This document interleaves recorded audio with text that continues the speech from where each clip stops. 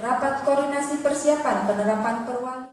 Rapat koordinasi persiapan penerapan peraturan Wali Kota nomor 27 tahun 2020 dilakukan di ruang rapat paripurna DPRD Kota Palembang pada Senin siang, membahas adaptasi kebiasaan baru menuju masyarakat produktif, aman pada situasi pandemi COVID-19.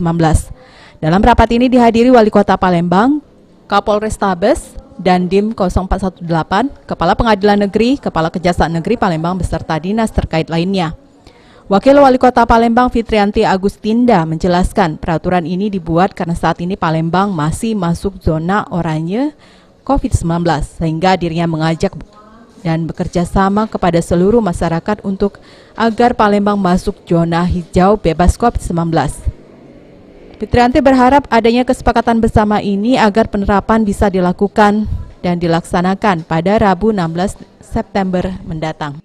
Sisi zona oranye, yang berarti tugas kita ke depan masih sangat banyak sekali supaya Kota Palembang nanti bisa turun ke zona kuning, turun lagi ke zona hijau.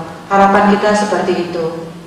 Yang kedua yang ingin kita sampaikan bahwa kalau lebih kurang 6 bulan terakhir kita sebenarnya sudah banyak sekali melakukan langkah-langkah yang cukup cepat. Sementara itu, menurut Kapolrestabes Palembang Kombes Pol Anom Setiadi, sebagai gugus tugas COVID-19, pihaknya siap mendukung kebijakan pemerintah, sehingga Kota Palembang tidak terjadi PSBB lagi, seperti saat ini yang diberlakukan di Jakarta, karena menyebabkan bahaya ekonomi selama pandemi COVID-19. Daerah-daerah lain.